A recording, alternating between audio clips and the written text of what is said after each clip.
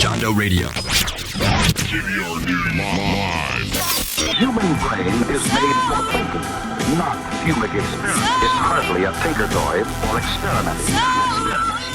Stop fuming with drugs.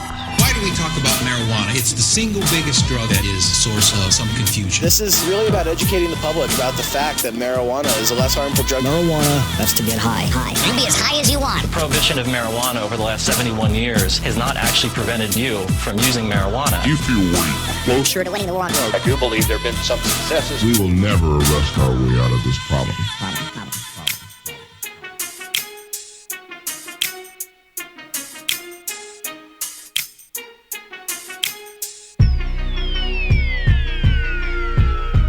Welcome to JDR News Live. Thank you very much for hanging out with us. I am your host, Tim Martin, a.k.a. Mr. John Doe, or your John Doe, or she's Jen Doe, or Jane Doe, and you may be Michael Doe, or Joe Doe. Not Joe Dirt, Joe Doe. You have more value than Joe Dirt. That's coming straight from the heart here at JDR. It is a Wednesday here in December, or Friday in December the 11th. Did I say, how did I freaking think that it was Wednesday? I'm lost in my days. It's like the other day eating an edible. All of a sudden I turn around and I realize I don't even know what fucking day it is. Like scrambling in your mind, opening up all the drawers, knocking everything off the shelves. You're like, God damn it, I know I left the day around here somewhere. Where the hell is it and what was it? And you're like, God dang, I gotta go over to a clock. Look at the I'm thinking of clock because on your computer you click on the clock and that's how you find out what day it is. Stony episode. We gotta warn you, first of all. But yeah, remind yourself what day it is, and then, it's good times from then on out. Big thanks to our sponsors, and first and foremost, you, the listeners of the John Doe Radio Show. Yesterday, we were at the Cannabis Business Awards, and was a fantastic time. I got to see tons and tons of people that I hadn't seen for a very, very long time, at least a couple years. On a lot of these folks, got to hang out and see my good friend Scott Reach from Rare Dankness, one of my favorite dudes in the entire industry. Such a great guy, and has been through so much bullshit himself. Defeated cancer, came in and had his dispensary, or they came in and had his dispensary shut down at the very beginning, and now coming back strong with possibly one of the biggest facilities. Well, not possibly, it is, if not the biggest facilities in the entire goddamn world. It's huge. Multi-million dollar facility, ran by some awesome people, and gonna have some of the most amazing product that you could imagine. I'd always wear this Rare Dankness pullover, too. This thing's like one of the oldest pieces of clothing that I currently own. Definitely the oldest piece of cannabis clothing that I currently own. So, anyway, Rare Dankness, fantastic people, great people over there. The product, like I said, has been amazing for years, and this awesome product's going to be made available for you guys here in the near future. They've got process that they're going to start rolling out. I'm not going to get into the details because I don't really know any details, first of all. But second of all, when you start up a grow, you have something that you're trying to put together with cannabis and have it, be harvested every couple of months. You got to, wait a few months, wait a few months, and then have it rolled out from there. Anyway, it was a fantastic time. Like I said, saw a bunch of people that I hadn't seen in a long time. It was a great time. Got some job opportunity possibilities if the damn Marijuana Enforcement Division would give me my badge. That'd be a fantastic thing, and then we could get started, and maybe I could have some products besides the John Doe Radio Show that my fingers have touched and now in your hands, which sounds a little scary. I'm not going to lie to you. It sounds amazingly scary. Big thanks to our sponsors here at JDR, weedbiz.net. Good folks over at WeedBiz bring us the server space so that you can enjoy our website, enjoy the podcast, all that great stuff. So head over to weedbiz.net. We've also got advertisements for their awesome grow pods on our website. They are not some just jank grow pods. I say this every day. You know, they're not put together with duct tape and super glue like a lot of things that you may have started out growing cannabis with. I understand. You don't have to be shamed about it. Everybody's got to start from somewhere, but get yourself one of these. You could be moving up to the top. Weedbiz.net with their Cannapods. Also, big thanks to Your Graphics, URGRAFIX. You can check them out on Facebook. Make sure you holler at them if you need a brand new Facebook page redesign or if you need a website redesign. I'm talking if you need some graphics, something that attracts people, holler at Your Graphics on Facebook. Also, last but not least, JDR News Live brought to you by the good folks over at USACannabisConsulting.com. One of the awesome people, awesome folks, including Kyle Allen, can help you out over at USACannabisConsulting.com. If you need help navigating through the cannabis community, through cannabis regulations, getting a brand out, getting a license, whatever it is that you need, they'll take care of you over there. USACannabisConsulting.com. Also, if you need construction done, they have tons of experience in construction, all in one, all-inclusive type consulting company. So holler at them. If you got questions, concerns, if you're not in the state of Colorado, USACannabisConsulting.com. Tell them JDR sent you. Because you know that's how it works. And then wherever you go, if you just put in the promo codes or tell somebody if you're in person, Bike sent me, you're going to get hooked up big wherever you go. And if you're not, I guarantee if you do not get hooked up big, you're going to get a strange look, which is worth $1 million in some senses. And why not just throw a cog into someone's workday? I mean, they could be sitting there extremely bored, twiddling their thumbs. Maybe their phone broke down. They can't be playing Candy Crush. The screen's cracked. They're cutting their finger every time they run their finger across the screen. You could be their saving grace. All you got to do is tell them Bike sent you. Oh, you need to be in a better mood? I got something for you. Bike sent me. I'm here because of Bike. It's awesome. Anyway, I did have a conversation with the Incredibles folks last night. And one of the concerns that I had, and I wrote in the review, which, by the way, let's get to that review, because we haven't talked about that yet here on JDR. Seems like a great place to be able to head. And then news after we get to this review includes Mexico issuing first cannabis permits, Colorado cannabis tourism. Oh, man, I feel like I got to sneeze here. Come on. There we go. I have no clue what that was all about. I haven't sneezed on the show since I could remember. It's been a minute. It says Mike's jumping off the mic. If Bike were here, we miss him. That's what he would be saying. Anyway, Mexico issues first cannabis permits, Colorado cannabis tourism, law enforcement backing legalization in Florida. How much did the failed Ohio initiative cost? And a few others, but we'll see what we get to before the end of the show. Let me pull up this review here. By the way, if you head to our website, johndorad.io, you can get any of the podcasts that we have recorded there, and also check out this review and other reviews that we do in the future. Plus, you can look at the awesome work that Your Graphics did with our site. It's a brand new freaking site if you haven't been there yet. Just make sure you don't head over to the other site, the old one that we use. You could end up with an Asian prostitute. I'm just saying. All right, this is the Incredibles review that I did. Big thanks to Incredibles for hooking us up and taking care of us. First and foremost, I have to tell you, and longtime listeners of JDR are going to agree this is the truth, edibles usually haven't affected me very much on the getting high side. The stories of being lifted off your feet into outer space are a little bit foreign to me. I've always been bummed out. I'm trying to read my own words in like the most non-read voice. And it's like the harder you try with something like that, the worse it is to actually try and get it done. The more horrible it comes out. This is one of them lay-back beats. Lay back, sit and smoke some bowls. You're welcome. You're listening to the John Doe Radio Show. Live on YouTube. Coming straight at you. You heard? I'm I'm still amazingly good with hitting the posts. You got to say that.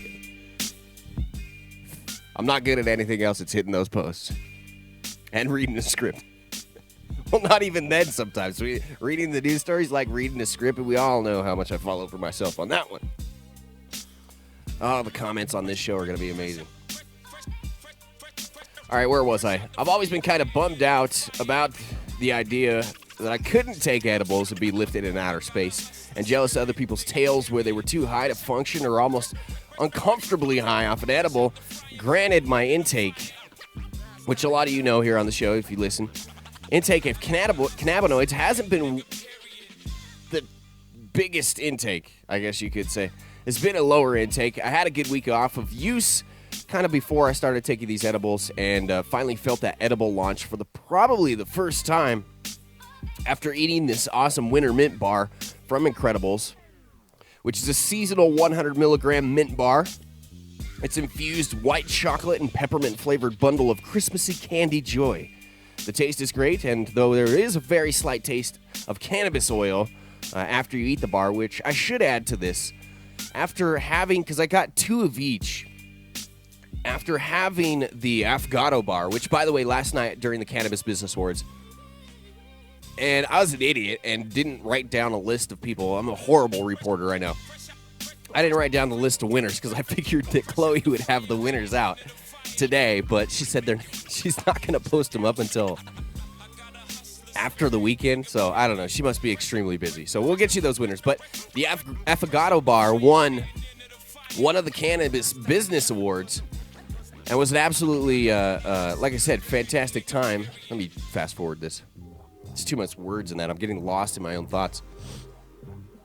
The Afgado bar, fantastic bar, but it was a medical bar. It was more medicated than the winter mint bar. So it had like 200 more milligrams of quote-unquote edibles in there. And the way that edibles are done, by the way, these people don't want, these people being a manufacturer, an edible manufacturer, doesn't want their edible to be above 100 milligrams or 300 milligrams, because if the health department, or I should say the Marijuana Enforcement Division, comes in and does tests on this product and sees that it's over 100 milligrams, but it's a recreational product, they have to seize and destroy all of that product because it's just too strong and it violates law.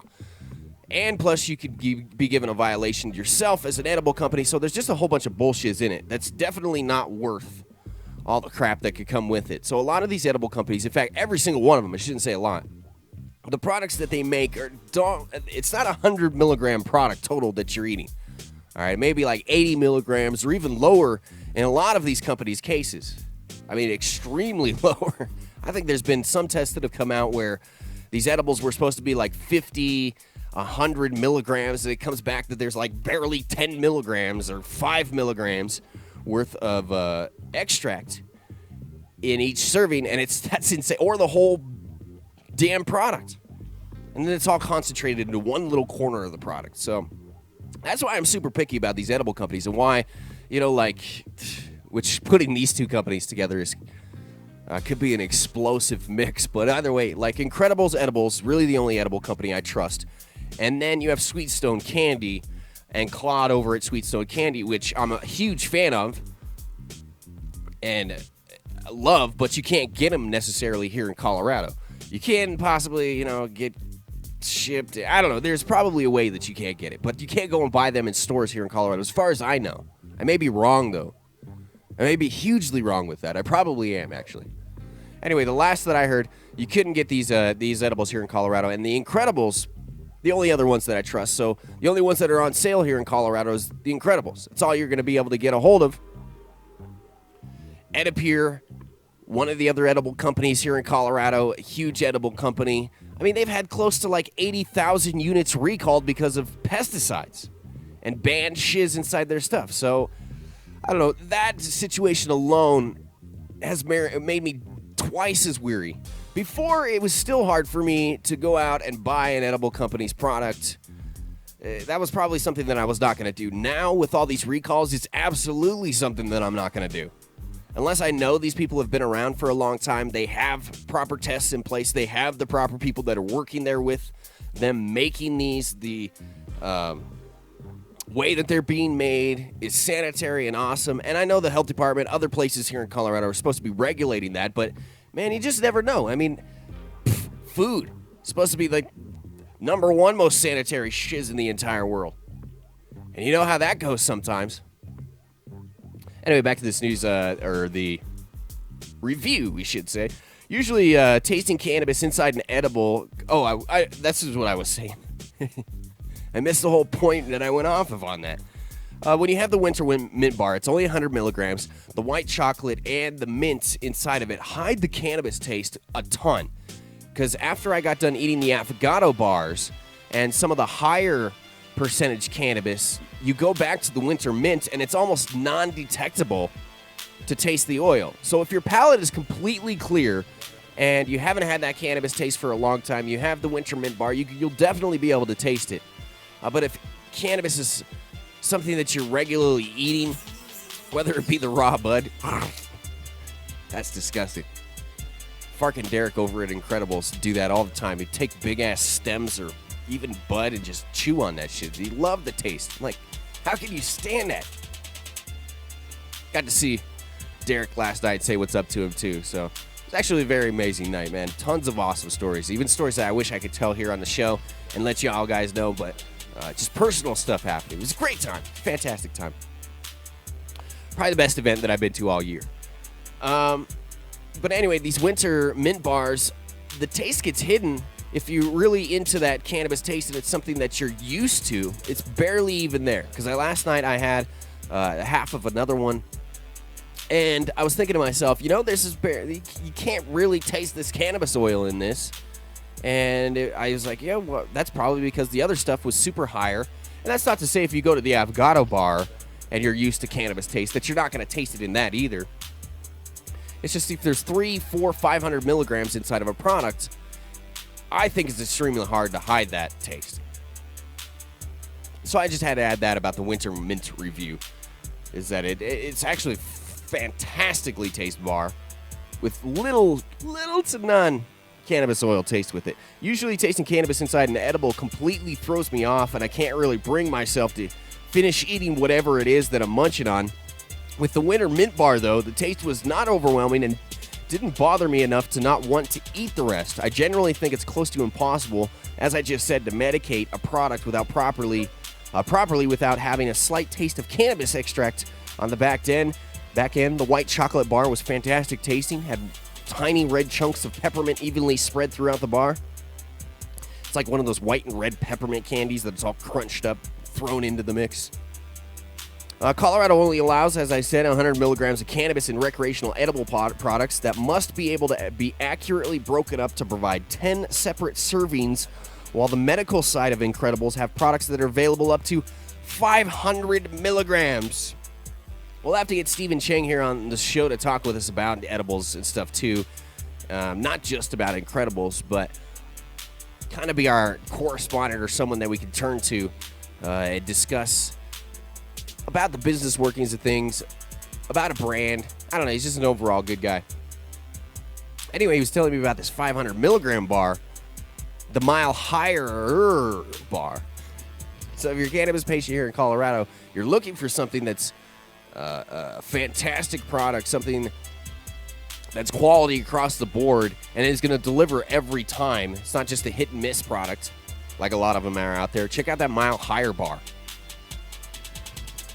500 milligrams. I used to laugh at that. Now I'd be like, oh my God, I don't know if I could do this. For most cannabis users, we know our limits and what is too strong or too much at one time. The suggestion to start, which they have on their packaging with 10 milligram servings, seems overly safe to a lot of regular tokers, but for people that don't use cannabis, taking a small amount at first is very important to keep away from an uncomfortable situation of being too high. Cannabis extracts affects each individual differently, and potency can be a dependent thing and how it reacts to you with depending on a lot of factors. Finding a good base to work off of and how much you need to take is super important for users who don't normally partake. Even saying that I consider myself an experienced cannabis user is a big thing, and just saying that and tossing away my thoughts on like, oh, you'll be safe in the future is dangerous. It's dangerous if it's not something you're going to be used to, and if feeling of anxiety and kind of like, oh my God, what's happening is going to drive you out of control, then you probably should pay attention. Even if you are a cannabis astronaut. I've definitely downed my fair share of infused products in high doses in the past, and I've had no problem, but if you're not partaking as much as you used to, you reset your tolerance regularly, and you can be caught off guard with a bigger dab than expected, like I can, or an edible. A pretty big but pleasant surprise, although I can for sure say why someone wouldn't be comfortable with the feeling of being too high or can be overwhelmed with anxiety. As I said, that's not pleasant for some people. The important point of all I'm trying to say is the Winter Mint, Affogato, and gummies noticeably work. Winter Mint bar took away back spasms I was having that day, along with uncomfortable continued tightness in the lower back. Also helped with insomnia that I'm plagued with, period, end of story. I actually passed out a little bit early in the morning today. Was knocked the fark out. And I think that had to do with, like half an edible. Finally, I was just like, Jesus, I can't even sleep. I'm dead tired. I cannot fall asleep. I'm gonna hit the emergency button, go over and munch on this edible. And it takes a little while. It may take an hour, 2, 3, but slowly your body's like, all right, I give up. It's like the cannabis puts your sleep system in a chokehold. It's like, okay.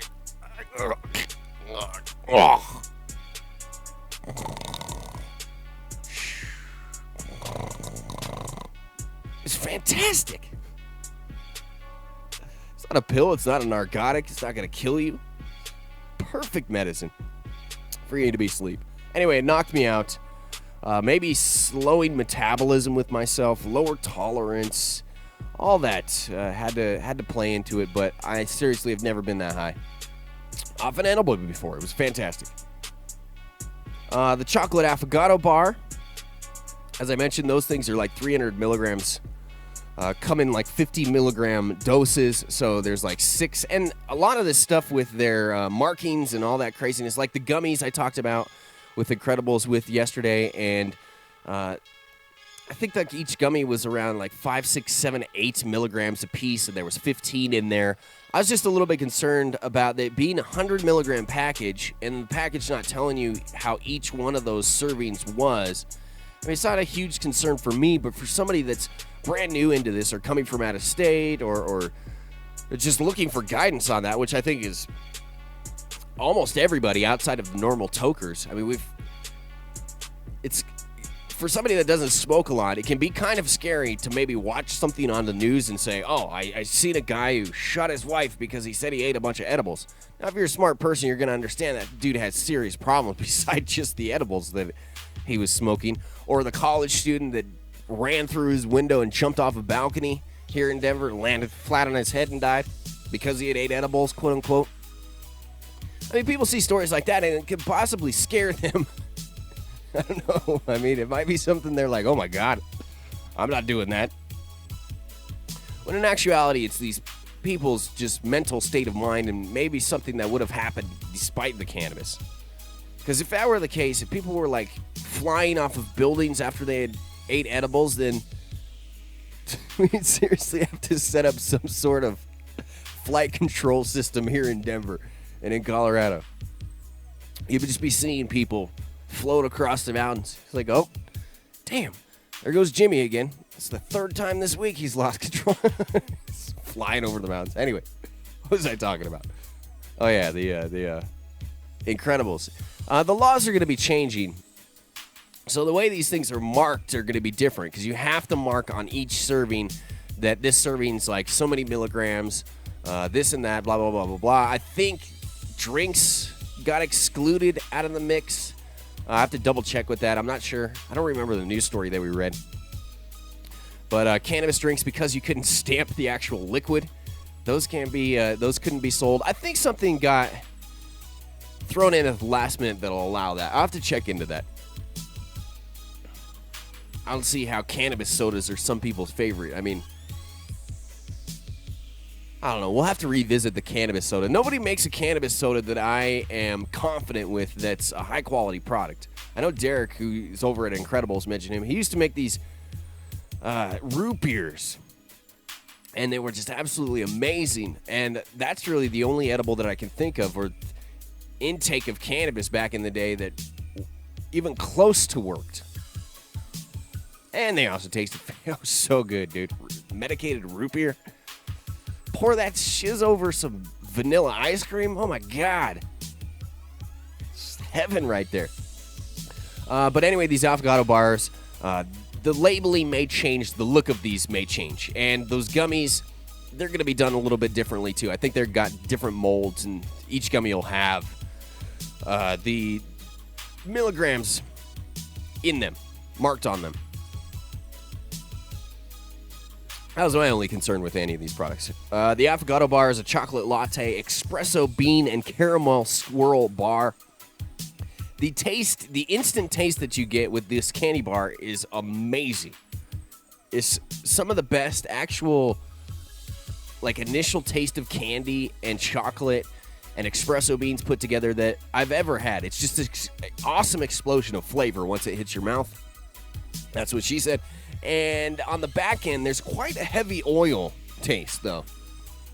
So you have this initial response of exploding taste buds of awesomeness with chocolate and caramel and espresso beans, and then slowly gives way to that familiar taste of extract. It's just not the worst, and it didn't throw me off. It wasn't something that where I was like, I can't finish this. But just letting you know that it did have that taste. It was a lot stronger than the mint bar. And we've talked about the gummies a little bit. These gummies are absolutely fantastic, and by far my favorite way to medicate. Medicated or not, gummies are just awesome. Gummy worms, gummy bears, whatever. From my experience, the taste of cannabis is also very well hidden inside a properly made gummy. The bite-sized squares of tange, grape, and cherry from Incredibles didn't disappoint.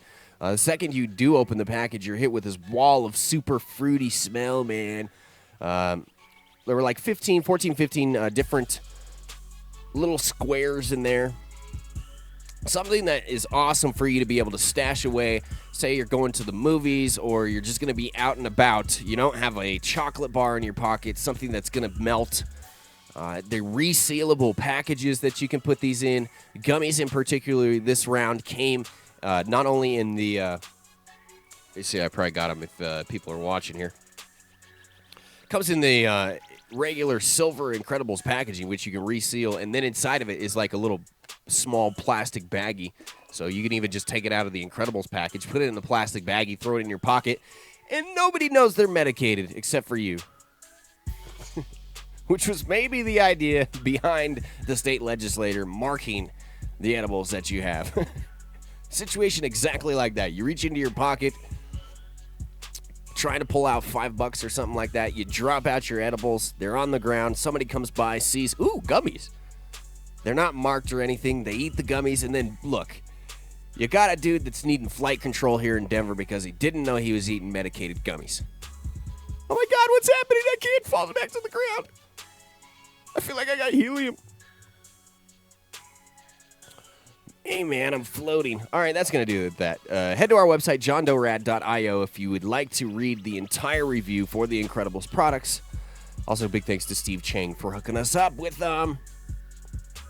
All right, what time is it? How long have you been doing this? Wow. Already a half an hour. Jeez. Time flies when you're having fantastic fun. Anything in the chat you guys got to say? Doesn't look like. It only looks like there's a couple people in chat.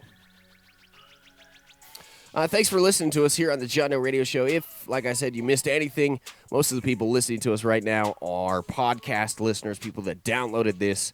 Maybe you're out and about on a hike, snowboarding, trimming your plants. I think the majority of people that listen to here on the show are like working in their garden. They're like, hey, let's tune in and tune out while we sit here and trim our plants. What you could do is download all the JDR shows, throw us on with your plants because we're super stony talk for your plants, and it would be like you have somebody talking to your plants the entire time that you're not there. And some people say, that the plant talk helps the plants. Molly just barked there, I think. She may want to get in here. I don't have time to go over and open the door, Molly. Just going to have to relax. But we could be talking to your plants for you. Some people would say that, heavy metal helps improve your plant growth. Mythbusters, in fact, would say that heavy metal played inside your garden improves plant growth. Specifically because of the vibrations that are going on. So, vibrations help encourage smaller level cell growth. I don't know how much more of a small level you can get on besides the cellular level. But yeah, that's not me saying that. That's the Mythbusters dudes. Let's get to the news. Hold on, give me a second here.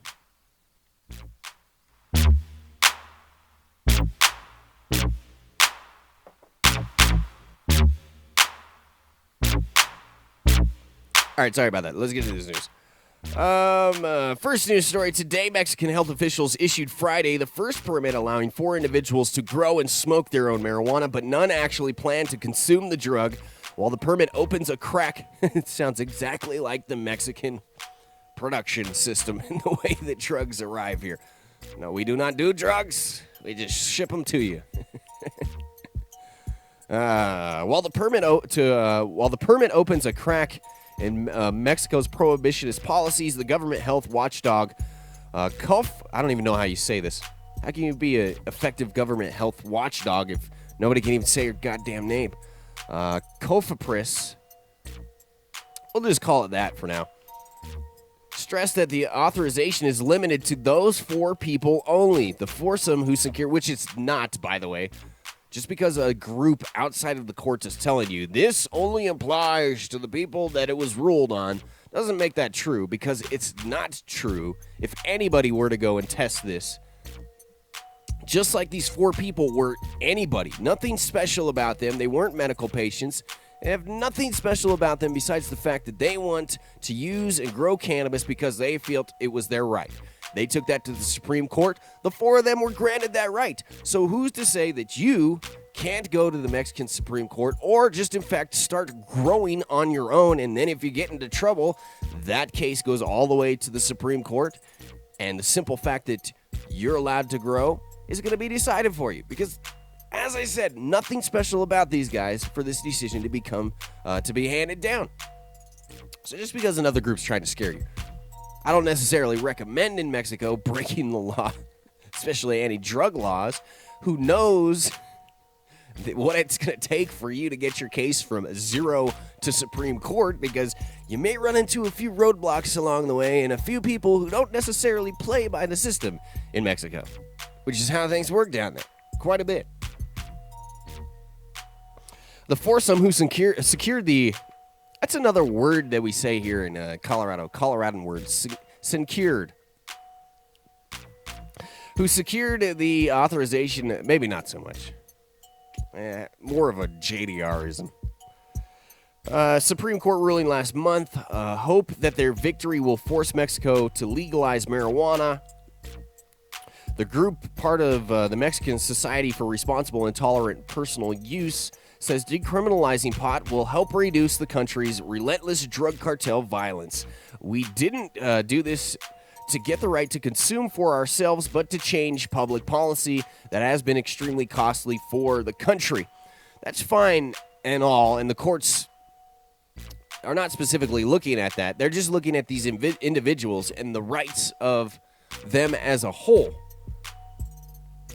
Which, even if they were, I mean, like I said, even if they are trying to move forward what's happening in Mexico and change the laws there, the bottom line is there was really nothing special about the 4 people.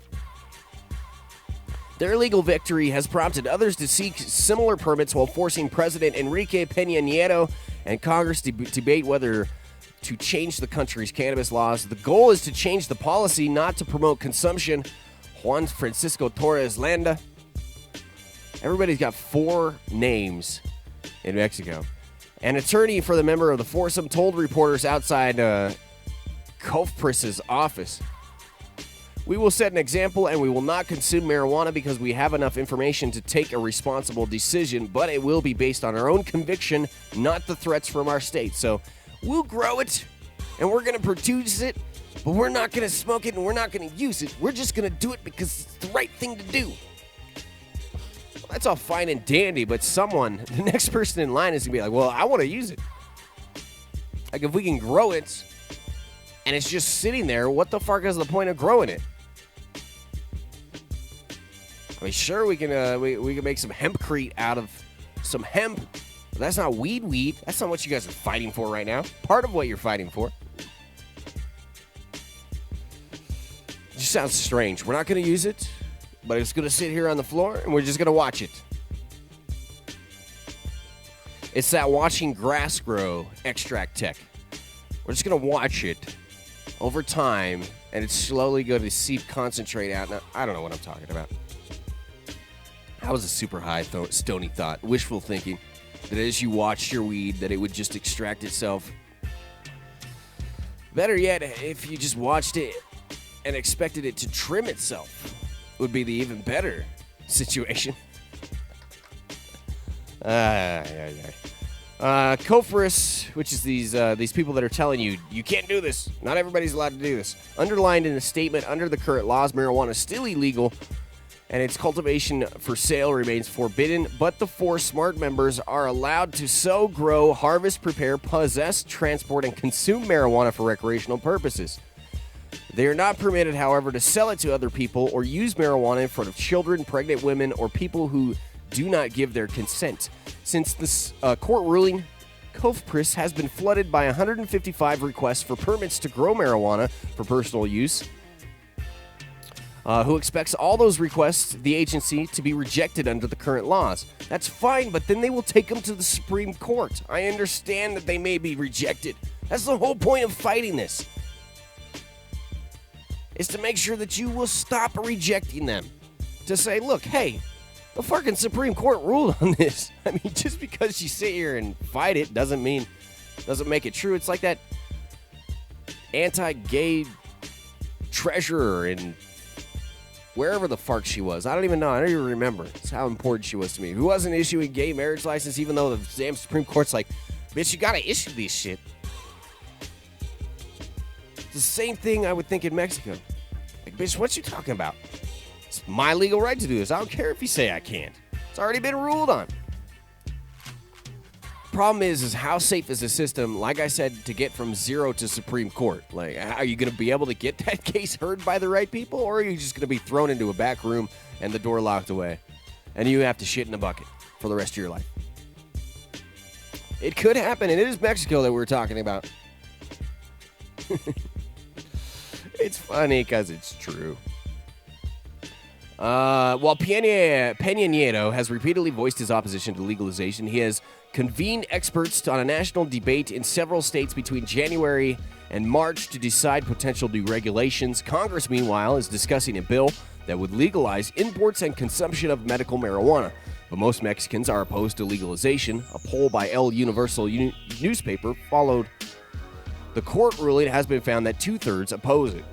Legalization has caught on elsewhere in the region. Uruguay has recently regulated market for pot. In Chile, Congress is debating on how to legalize its recreational use, while President Michelle Bachelet, God, people's names suck, authorized the sale of cannabis based on medication. Colombia is also in the process of legalizing and regulating medical marijuana. In the United States, the biggest consumer of drugs from Mexico, 23 states have legalized medical marijuana use, while 4 states, plus the capital city, have regulated its use.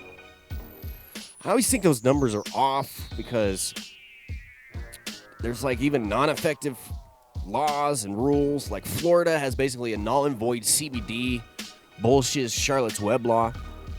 It's like people even from Florida don't even know that they have a medical cannabis law. A majority of people that are here on the face of this earth don't know that Florida has a medical cannabis law. That's because of the ridiculous rules along with it and CBD-only restrictions. cannabis might as well not even be a law on the books. I don't know. That's more for kids to be able to obtain cannabis oil for seizures and other things. So I guess it's better than nothing, than absolutely zero. 0.1 is better than 0. 0.0. Marijuana businesses have long proclaimed that cannabis is drawing visitors to Colorado. Now they have proof. And we have fought that this idea was true from day one. Tourism board has been like, nah, that's not the case. There's a bike race that comes here. It's an international bike race. That's why we got so many tourists. The mountains. Psh, we've had the mountains the entire time Colorado's been here. That's why the tourists are here, they say. It's not because of cannabis. Period. End of story. They're so afraid to be able to label us as a cannabis state that they refuse to admit that cannabis plays in tourism here hugely right now. I think everybody in the state of Colorado understands that, but the officials have a hard time of admitting that. Just a little bit. Bastards. Anyway, we have a new lead of tourism coming into play that'll probably be a little bit more comfortable talking about cannabis being a tourist issue here and running some tourist campaigns. Hey, this is stupid to ignore it. And it's kind of a slap in the face to a lot of these business owners and people that are giving back a lot to the community and are generating funds. It's a huge smack in the face for the tourism council or tourism board or for whoever the fuck comes in to say, you have nothing to do with it. I mean, that's a total dick move. Don't be a dick. A study commissioned by the Colorado Tourism Office and presented by the office's board of directors, same thing, on Wednesday shows legal weed as growing motivator for trips to Colorado, conflicting with the mantra of tourism officials statewide that savvy marketing alone is responsible for record visitation and spending in the past 2 years. Yeah, we're just good with promoting Colorado, man. You gotta be an idiot to think that it has nothing to do with cannabis. While the state's Come to Life ad campaign is certainly successful, the Come to Life campaign, who the fuck knows about the Come to Life campaign? Hey, ask anybody here in Colorado, what's the Come to Life campaign? Oh yeah, the next thing they're going to tell you is certainly going to be, oh yeah, it's the Colorado tourism campaign that we have here. Not a single person knows anything about the Come to Life campaign. It should be the Come to Get High campaign. Because that's really what it is. Come to get high, and then leave. Come to get high, ... and then leave. There's some cool bumper stickers out there that are Colorado bumper stickers. They're like, all right, you came, you saw, you got high, now leave. We should start selling those on our site. I'm going to try and make that happen. How much would people pay for a bumper sticker like that? Be like $5-10? People that ain't even been here would order them for collector's purposes. Ad campaign is certainly successful. Surveys in October and November of potential summertime visitors who were exposed to the state's tourism ads revealed that marijuana laws influence vacation decisions nearly 49% of the time. I think it's rearing its head as a significant travel and tourism amenity for visitors coming to Colorado, said Al White, who retired as boss of Colorado's tourism office in August and now serves on the board of Cannabis Tourism Company. See, all these people starting to change their tone after it's becoming obvious, and they become less oblivious to the fact that, oh, no, we got to hide this. We got to shove this under the table. We can't have anything to do with cannabis. Maybe that's, now that they're admitting it because they're out of office, that something like that was handed down from upper offices, the governor's office, or people sitting in their high chairs saying, you cannot allow the people to think that this is a cannabis state, and we do not want to be branded that way. If we were a place like Iowa or Nebraska that had actually zilch nothing besides cannabis, if they were legal there, then yeah, maybe we would get branded and it would be something to be like, damn, the only thing we have is just weed here. That kind of sucks. I don't want to be just labeled as the weed state. If that's how you feel, I'm fantastic. I'm fine with that idea, except for the fact that so many damn people moving here, driving up the cost of everything. But we also have the mountains and skiing and beautiful sunsets and the Broncos. Some people would say we got the Rockies and the Nuggets, but, that's not going to bring people here. Nobody gives a damn about it. It's hard to watch. You got to be a Colorado native to be a fan of the Broncos or the Rockies, especially. Nuggets, people are a fan of the Nuggets just because they're the Denver Nuggets. And how can you have a state legalized weed and then it's like, damn, your basketball team's name is the Nuggets? You got nugs on your set? Ironically funny.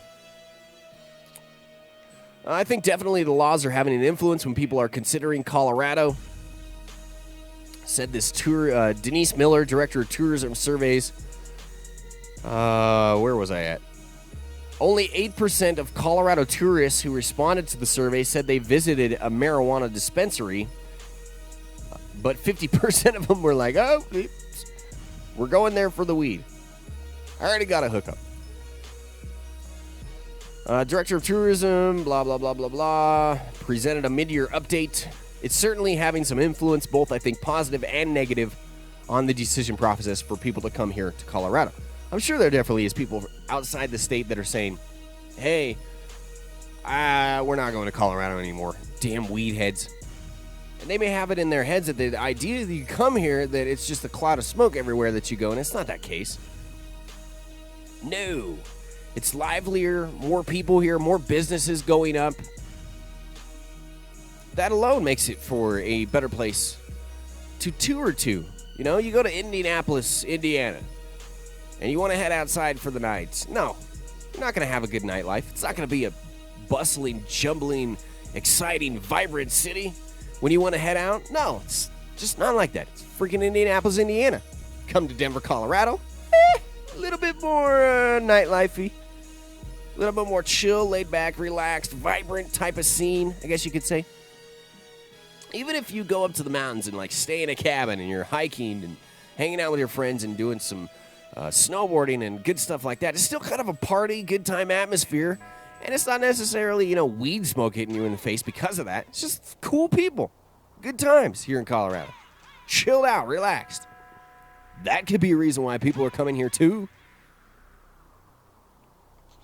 I'd like to go to a chill, relaxed place. Oh, wait, I'm already in it. 33 questions to a survey of 3,500 tourists from target markets in Chicago, Dallas, Houston, Indianapolis, Milwaukee, San Diego, St. Louis, and other cities were asked questions. About 10% of those surveyed had vacation in Colorado. Between April and September, the state tourism office has spent more than $5.3 million to run its come-to-life television, print, billboard, and digital ads in those cities. Maybe that's why Coloradans don't know about the campaign.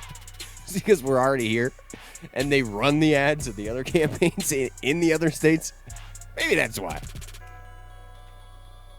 I always was like, because we get Montana or Wyoming ads sometimes on the TV, and I'm like, man, why the fuck would I go to the second-class state when I'm already in the first-class type of state you're trying to get us to? Because, Wyoming, Montana, nice outdoors. They talk about how it's grand beauty.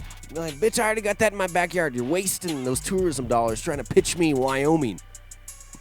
So if I'm already living in Colorado, why the fuck would I want to go to Wyoming? Unless you just want to be around seclusion. All right, let's finish this damn story. Going on for too long. Where was I? The Smari campaign, which is the one who did the survey, estimated 2015 summer ad campaign spurred 2.1 million leisure trips, generating an economic impact of $2.6 billion. That they could just make up a number and it would fly. Seriously. That means for every dollar the state has invested in tourism promotion efforts, it generated $490 return, up from $344 in 2014. Yeah, bitch. Colorado, we don't need you to sell Colorado. Colorado sells itself. It's like the whole weed adage. Bitch, you don't sell weed. Weed sells itself. Same thing with Colorado. Period. End of story. Park your couch. Cushions are over there. Go pick them up after you're done. Of the 8% who went pot shopping, 85% this year said marijuana was primarily the motivator of their visit to Colorado, up from 29% last year. Retail sales of recreational marijuana began in January 1st of 2014. By the way, I think today is 3 years exactly to the date that we legalized cannabis, which is awesome. 3 freaking years. And nothing is falling apart except for rent prices and people trying to live on a small budget here in Colorado. It's not possible. This year, let's see, where was I? 65% of Colorado visitors did not consider legal weed as their vacation decision, with the remainder split between responders saying they were more likely to visit and less likely to visit because of marijuana.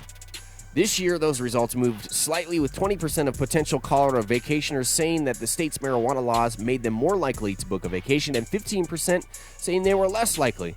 The question in Smart's survey asked, how much did the legalization of marijuana usage influence your decision to visit Colorado? Team needs to follow up with better questions. Blah, blah, blah, blah, blah, blah. The rest of this article is long and boring and winded. We already got to the point of what we're trying to get to, so let's move on. The fight to legalize marijuana continues in Florida, but this time some law enforcement officials are supporting the idea. At the Collier County Library, located off Airport Road in North Naples, Florida, a small group gathered to discuss the benefits of recreational and medical marijuana. When I start reading something about another state or another locale, and it's like, oh yeah, it's outside the airport down on the main street, it hits me blindly obvious that sometimes we're a little bit too focused on Colorado here, and I'll be like, oh yeah, you just go down to Little Amsterdam and turn right on the street corner that has the broken stop sign, and then there's that building that's almost collapsed. I understand that you're not from Colorado. I try to make it as less specific as possible, but as specific as we need to service people that know what we're talking about. So if you're not from Colorado, we do try to make it a little bit more zoomed out. So if I ever fark up that couch, then just let me know. And at the same time, we try and cover news stories from all over the damn world. It's not just Colorado here. It just so happens we live here, and a lot of our feedback and experiences gets regurgitated because of that. So it seems like we're Colorado focused. And maybe we are, but we try not to be. I try not to be, I should say. We being me, myself, and I. Where's Bike? Law Enforcement Against Prohibition and the ACLU said 40% of all drug arrests are related to marijuana. They believe law enforcement could better spend their time on more serious crimes if the drugs were legalized. The groups attributed marijuana to decreased crimes in states like Colorado and Washington, D.C., and said if legalized in Florida, it would create jobs, relieve a tax burden, and give ill patients additional health care choices. Ray Strack, a former federal investigator, said Colorado created up to 10,000 jobs due to legalizing marijuana and believes they could triple that number in Florida. Recreational drug has drummed up $700 million in revenue for Colorado, according to Leap. See this news story, a former federal investigator, he says, and this is one of the first times that I've kind of heard this number come out, or any number that was stated here. This is the amount of jobs that we've created in Colorado because of cannabis, specifically working in cannabis. You're a bud tender, you're a grower, you're a manager. I've always estimated, from what I've heard and what people have talked about, lower, I don't know, maybe it is common knowledge that there's less than 10,000 jobs available. Either way, I think that I've had, specifically me, talking about me here, goddammit, I've said that there is easily less than 10,000 jobs here in this state. Now, if he's talking about, if you want to say, like, how many jobs have been created because of cannabis, you could talk about the outside industry type jobs, people that are electricians, builders, whatever it is, that aren't necessarily involved in growing the cannabis or selling it, or don't own a dispensary or anything like that, but still are in business because maybe this company was struggling. You got Jim's electrical company, and they can't pay their lights. Legalization happens. Boom. Dispensaries open up all over the city. They're like, hey, maybe one of them calls. They got a buddy that works at a dispensary. Says, hey, Jim, I know you're having a tough time right now. Hold on, I gotta get rid of this fucking bit. I hate this goddamn bit. I thought I deleted this last time, but I did not delete it. Removed from media library. Yes, it will be permanently deleted. Back to this. And we continue with Jim. So Jim's got his buddy that comes in and says, hey, I got this dispensary. I would like you to put some cameras up in it and just wire this mamma jamma. Make sure that it's all good. It has electricity. Good stuff. So Jim's like, hey, fuck it, man. I can now open a security company because I'm electricians. I know how to wire stuff. And maybe I can start specializing in cannabis facilities. Specifically, Jim starts to put advertising out, word of mouth. These cannabis companies, dispensaries, start calling him, say, hey, Jim, we hear you're a trustworthy dude. We want you inside our business to help create better infrastructure. Basically, just wire this mamma jamma for us. God, I'm trying to be too creative with it. We just want you to wire this bitch. Come and help us out. And the industry's been like that.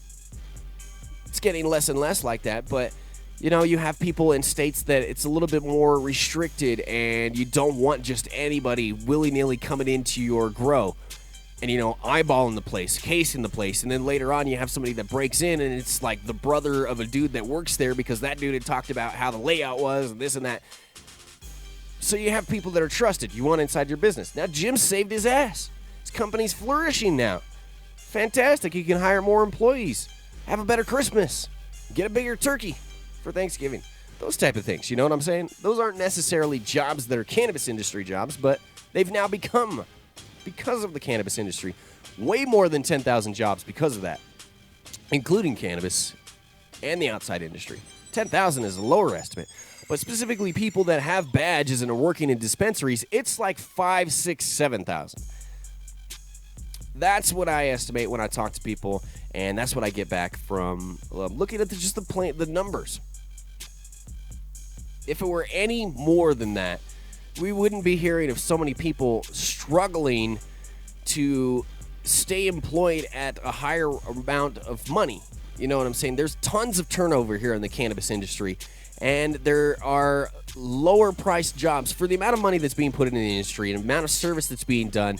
I mean, 10, 11, 12 bucks an hour for someone to be working in this industry is crazy low pay. I mean, that's silly shiatsu pay. I don't agree with that 100% whatsoever. But they can pay people that is because there's so many people, 30,000 plus people that have a badge that are licensed to work in the state of Colorado, and only like 5, 6, 7,000 of those jobs. I mean, if you want to get paid $15 an hour or higher, there's somebody that's right behind you that doesn't give a damn, and they get paid $8, $9, $10 an hour to do that same exact job. So that's kind of the frustrating situation that we sit in here in Colorado.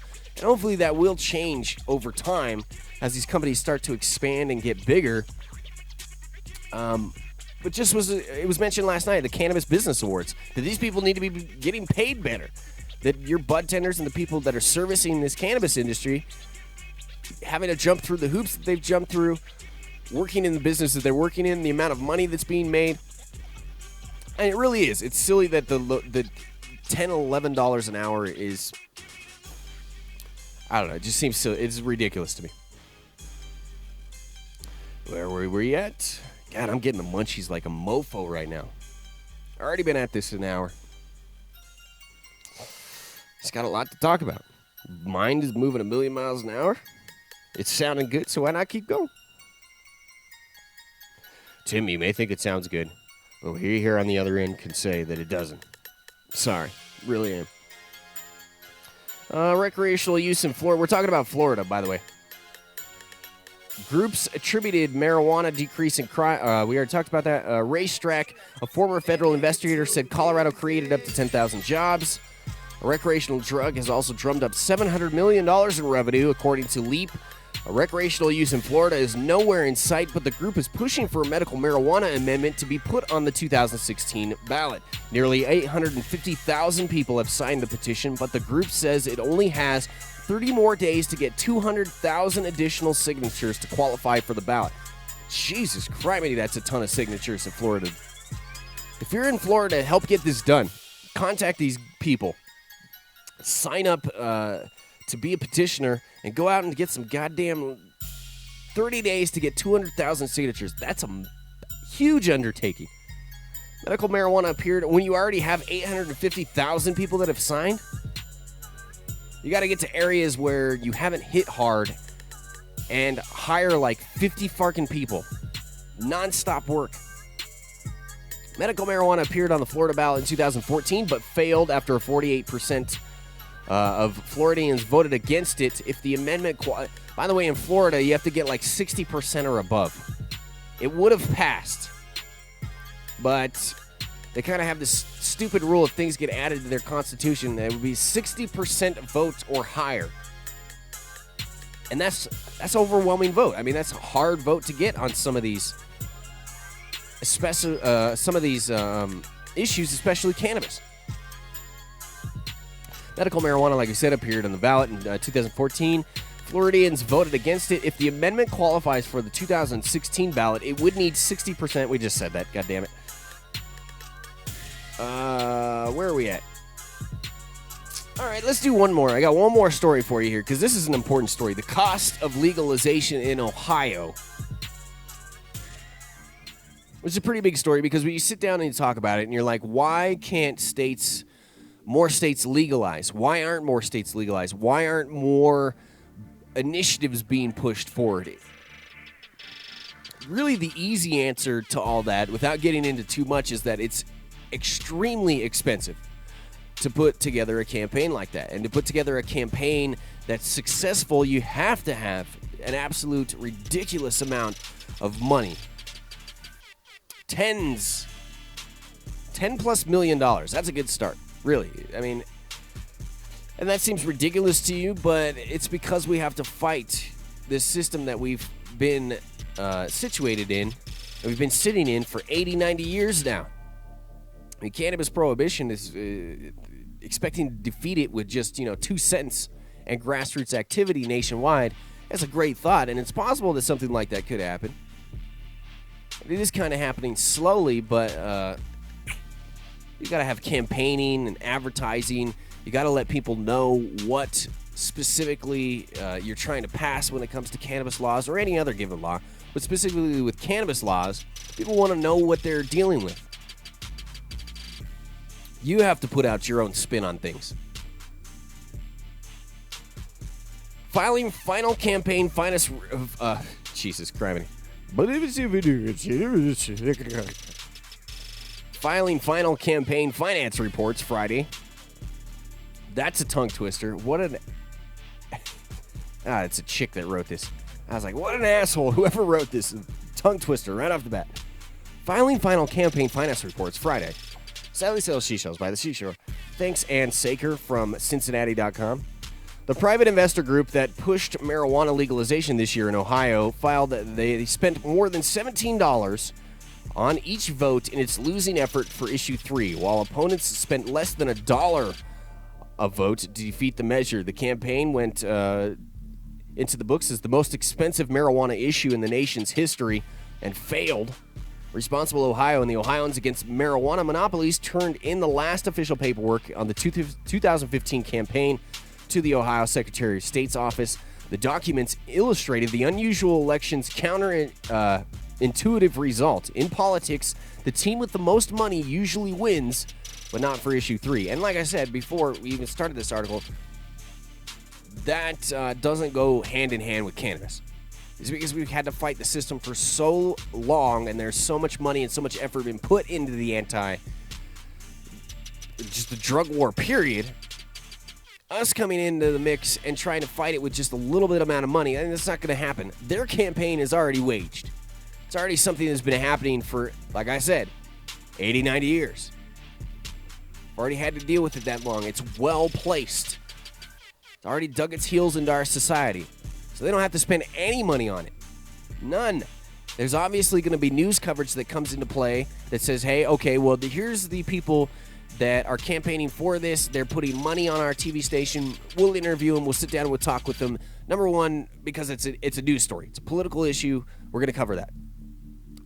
They're not going to just stop and say, okay, well, the other side is not putting any money in it, so we don't need to talk with them. It's not a big deal. No, they're going to go over to the other side and get their ideas, period, end of story, and push those ideas. You know, some places that are extremely conservative are going to get free advertising just for an anti-drug situation. Something's presented in, say, Kansas, for instance, may be a let me see here, hold on. If someone's presented in Kansas, there may be a huge push of just the people to come in and say, no, we don't want this put together. We don't want this on our ballots. We don't want this on our books. They might not even have to spend a goddamn dime. And there's so many people that are conservative around that are willing to, you know, kind of hold them up because we've already developed this platform and this foundation and base to work off of with the drug war. They don't have to do anything. Already the infrastructure's there. They just need to get the word out. Anyway, Jesus, beating a dead horse there. It's either time to take a break or head to a commercial break here for 3 minutes. Or just end the show. We're almost done. Let's see here. Issue 3 would have created a 10-farm... we've already talked about that. We don't need to discuss that. Again, it's failed. It doesn't matter now. Friday's campaign finance report said Responsible Ohio spent a total of $20.2 million on its campaign, much of it for television advertising. The sum of the most ever spent on a campaign to legalize marijuana in a state ever. But Ohioans Against Marijuana Monopolies worked on a shoestring budget of $2.1 million. Thursday, the Secretary of State certified the results of the November 3rd elections. I mean, it's just ridiculous. That's all you have to say is that the vote was $17.34 a vote, and as all the monopolies, anti-monopolies people spent was $1.04 a vote. That's just nuts. The group Ohioans Against Medical Marijuana rounded up 150 organizations around the state as well as the Republican political establishment to campaign against Issue 3. And still, like I said, that's proof exactly of what I was just saying, that the infrastructure is always already there. All you got to do is talk about it, and it'll get out. 150 different organizations lining up against cannabis. And that's just because it's been beaten in their head that cannabis is this horrible drug and it shouldn't be available for people to smoke, and people should get in trouble over it.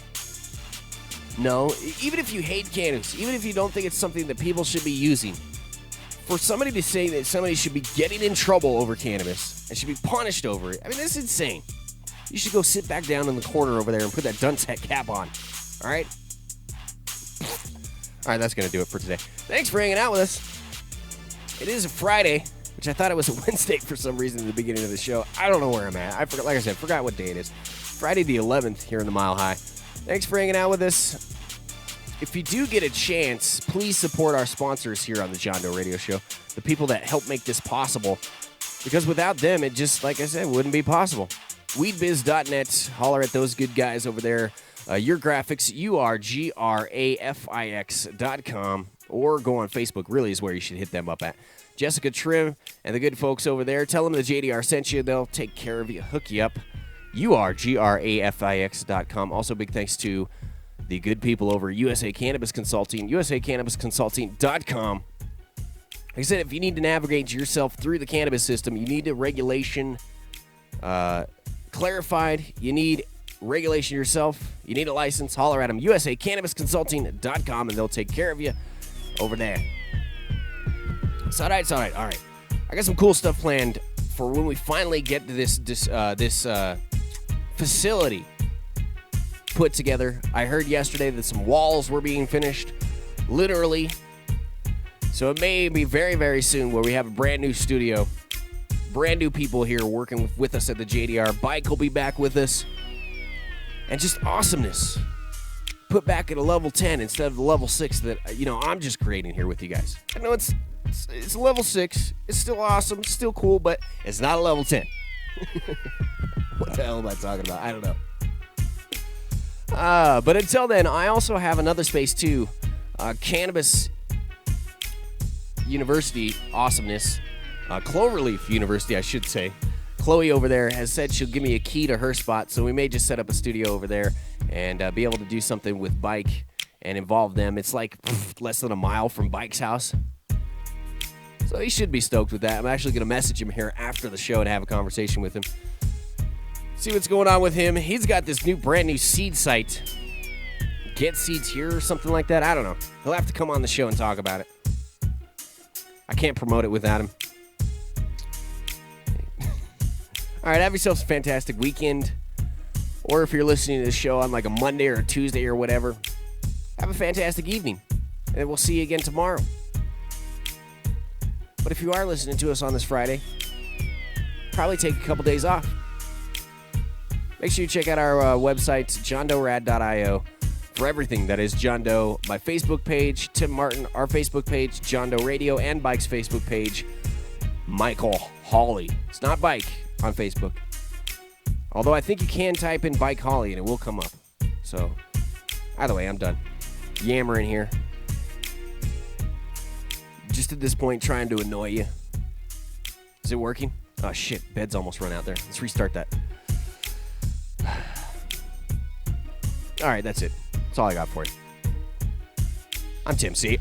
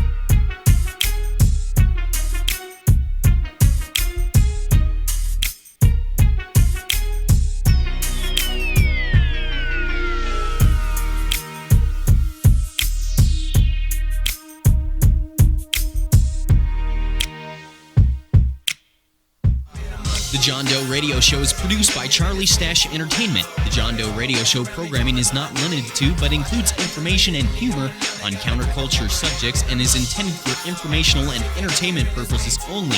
We specifically include responsible marijuana reform. Besides, listening to anyone but your mother is just plain stupid. We accept no responsibility for your actions or misrepresentations, and we do not fully endorse the use of illegal drugs. You are ultimately responsible for yourself.